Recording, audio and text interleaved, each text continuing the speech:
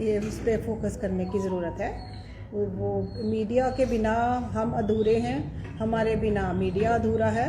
Covid pandemic में media की मैं पहले सबसे आपका धन्यवाद करती हूँ कि जितनी भी जानकारी हमारी जन जन तक पहुँचाने की जिम्मेवारी थी वो मीडिया ने बखूबी निभाई है। और अब कोई भी नेगेटिव पर्सपेक्टिव उन्होंने नहीं समझा या सेंस किया, बिल्कुल पॉजिटिव रोल किया है। मैं उस सब के लिए आपका बहुत ज़्यादा धन्यवाद करती हूँ। बोर्ड क्यों लगवाए बाहर के बाहर? आप मीडिया एंटर कर नहीं सकता, गेट के बाहर तक आपने उसमें ऐसा है कि ये कई इश्यूज होते हैं, पेशेंट प्राइवेसी होती है, कोई लेडीज़ होती हैं, तो कैमरा हर जगह नहीं भी जाना चाहिए, ये वजहें रहती हैं।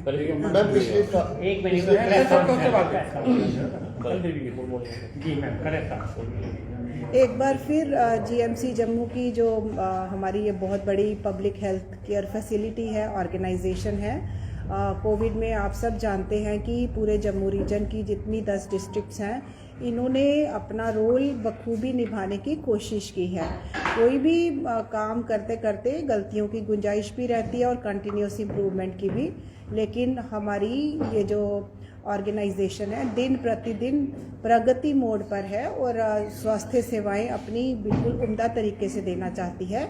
आज जो हमारी बहुत बड़ी चुनौती है वो डेंगू है जम्मू में, और पिछले हफ्ते में हमने रियलाइज़ किया कि डेंगू का एक अपवर्ड ट्रेंड है, यानी केसेस पॉजिटिविटी के हिसाब से भी बढ़ते जा रहे हैं। ज़्यादा टेस्ट हमारे जितने फीवर लाइक इलनेसेस में हम जो टेस्ट करते हैं डेंगू का, बहुत ज़्यादा हमारे मरीज़ पॉजिटिव आ रहे हैं। फीवर की वजह डेंगू निकल रही है ज़्यादा मरीज़ों में। और दूसरा कि हमारी एडमिशन्स बहुत बढ़ रही है, जिसमें पीडियाट्रिक्स हॉस्पिटल में अभी भी 80 से 90 एडमिशन्स रोज़ हो रही हैं। तो this is a matter of grave concern. ऐसे ही एडल्ट पॉपुलेशन में भी 50 से 60 एडमिशन्स रोज़ हो रही हैं। और मुझे ये आपको बताना ज़रूरी है कि 5 डेथ्स हुई हैं अभी तक डेंगू की, वो एडल्ट पॉपुलेशन में हुई हैं। हर डेथ को ऑडिट किया जाता है ये समझने के लिए कि किस वजह से डेथ हुई, क्या ऐसा कोई करेक्टेबल रीज़न तो नहीं है कि जो हमारी व्यवस्थाओं में होना चाहिए।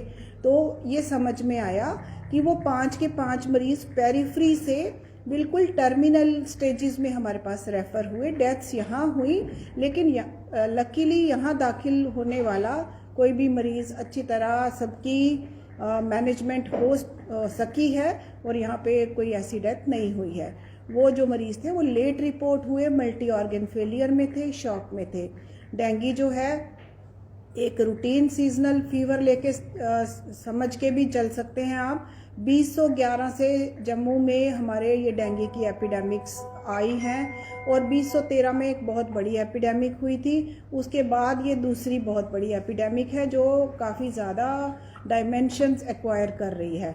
तो इसके लिए कल हमारे एडमिनिस्ट्रेटिव डिपार्टमेंट ने एक बहुत बड़ी मीटिंग में बिल्कुल ये फीडबैक्स भी लिए और टेक्निकल सजेशंस भी ली ताकि कहीं कोई कमी ना रह जाए। आज की डेंगू की ये जो प्रेस कॉन्फ्रेंस आप सारे मीडिया पर्सनल और डिफरेंट मीडिया हाउसेस ने अपना कीमती वक्त निकालकर कोविड की तरह जैसे आप अच्छा काम कर रहे थे, आपने फिर जिम्मेवारी समझकर हमारे इंस्टीट्यूशन के खुद से भी दरवाजे खटखटाए और जनता और हमारे बीच में जो एक लिंक है वो आपके थ्रू ही रहता है, एक बहुत इफ़ेक्टिव लिंक रहता है। तो आज हमारी प्रेस कॉन्फ्रेंस में हम पब्लिक पार्टिसिपेशन, जब तक ना पब्लिक का हर सदस्य हमारे साथ जुड़ जाए डेंगू एपिडेमिक कंट्रोल नहीं हो सकती। तो जैसे prevention is better than cure, हम जानते हैं कि डेंगू हो ही क्यों, पहले प्रिवेंटिव मेजर्स क्या हैं और अवेयरनेस इज़ की टू ऑल प्रिवेंशंस। आपको पहले जागरूकता तो होनी चाहिए कि प्रिवेंशन करें तो करें क्या। तो ये अवेयरनेस के लिए आज हम ये एक प्रेस कॉन्फ्रेंस हमने बुलाई है। हर व्यक्ति हमारे साथ जुड़ जाए। अब जुड़ने में क्या करना है, वेक्टर बॉर्न डिजीज़ है, वेक्टर एडीज इजिप्शियाई मॉस्किटो है और ये मच्छर का व्यवहार जो मलेरिया करने वाले मच्छर से थोड़ा अलग है।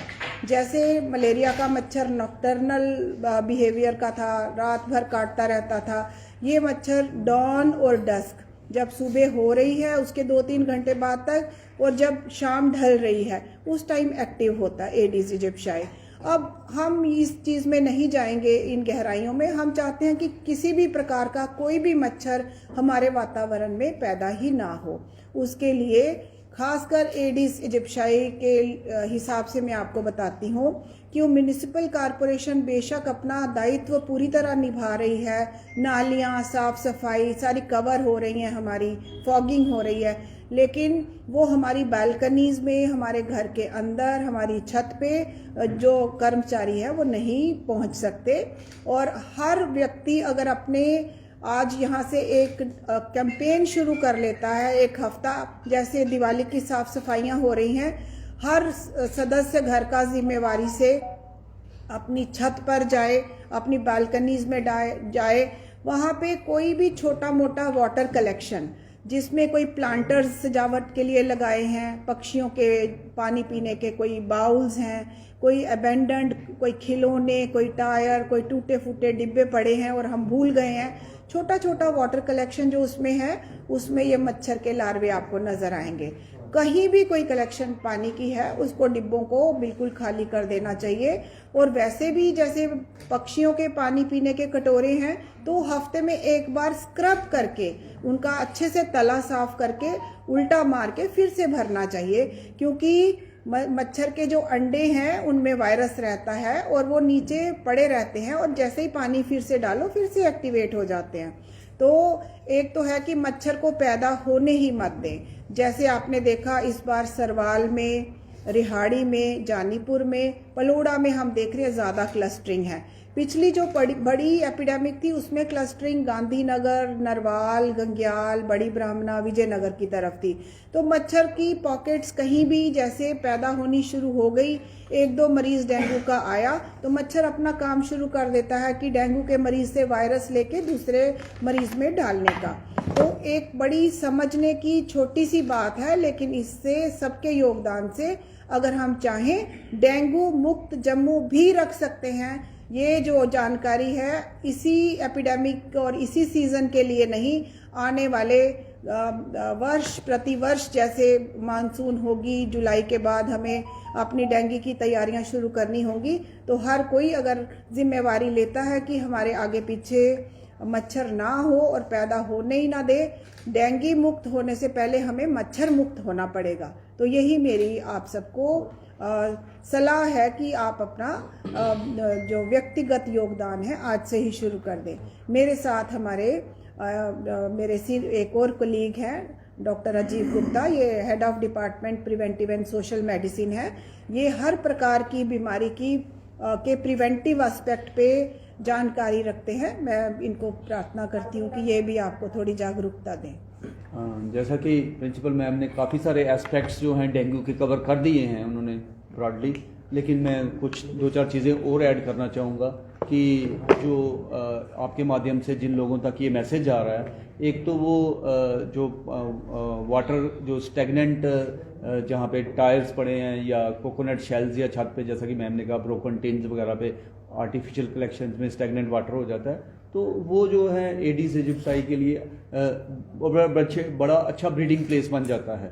तो हमें जो है अगर उस साइकिल को ब्रेक करना है कि वो पनपे ना, उसके एग्स, लार्वे और पूरा एडल्ट मॉस्किटो नहीं बने, तो उसको हमें वीकली इसको एवरी संडे या एक दिन फिक्स करके उन कंटेनर्स को पूरी तरह ड्राई करना है, चाहे कूलर्स हों चाहे कहीं भी हो, किसी जगह का भी वाटर है उसको पूरा ड्राई करना है। तो एक वो इम्पॉर्टेंट पॉइंट है। दूसरा ये मैं रिक्वेस्ट करूँगा लोगों से कि वो अपने आप को जो पूरी बाजू वाली शर्ट और पूरी पैंट भी जो है पैंट पहने, निकरे नहीं पहने इस सीज़न में, क्योंकि ये जो मच्छर एडिस इजिप्शियाई है इसकी प्रेडिलेक्शन है एंकल्स में और एल्बोज में, ये ज़्यादा काटता है। जैसा कि मैम ने कहा, आपसे शेयर किया कि सुबह के टाइम और शाम को, डान और डस्क के टाइम इसका टिपिकल ये जो है डे बाइटर है, फीमेल्स और काटता है। ये एडिस इजिप्शियाई का जो फीमेल एडिस इजिप्शियाई का है वो ज़्यादा करता है इसको डिजीज़ को ट्रांसमिट। तो डेंगू में वैसे तो कुछ पेशेंट तो ज़्यादा सिम्टम्स नहीं होते, मे बी 70-80% अपने आप ही मैनिफेस्ट ही ना करें सिम्टम, लेकिन कुछ परसेंट जो है जिनमें कोमॉर्बिडिटी प्रेजेंट हो या इम्यून स्टेटस कम हो, तो वो पेशेंट जो है उनको हॉस्पिटलाइजेशन की ज़रूरत है, जैसा कि हम देख रहे हैं। तो उनके लिए यही संदेश है कि अगर कोई भी डेंगू के साइन एंड सिम्टम है, जैसे बुखार है, लिथार्जी है, या आंख के पीछे पेन जिसको रेट्रोऑर्बिटल पेन कहते हैं, ऐसे सिम्टम्स हैं, तो अपने निकटतम स्वास्थ्य केंद्र पे वो अपना राब्ता कायम करें और डॉक्टर साहब से सलाह लें, और अगर ज़रूरत हो तो रेफरल की ज़रूरत भी हो।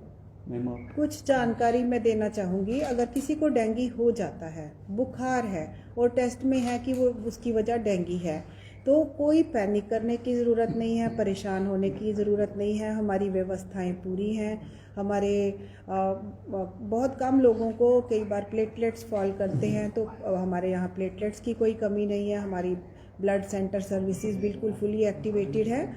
लेकिन हर वायरल इन्फेक्शन में जो एक जनरल जानकारी जो हम कोविड के वक्त भी देते थे कि एंग्जाइटी या का बहुत नेगेटिव इम्पैक्ट रहता है। आपने बिल्कुल परेशान नहीं होना। अपनी हेल्थ केयर ऑर्गेनाइजेशन पे, अपने सिस्टम पे भरोसा रखिए।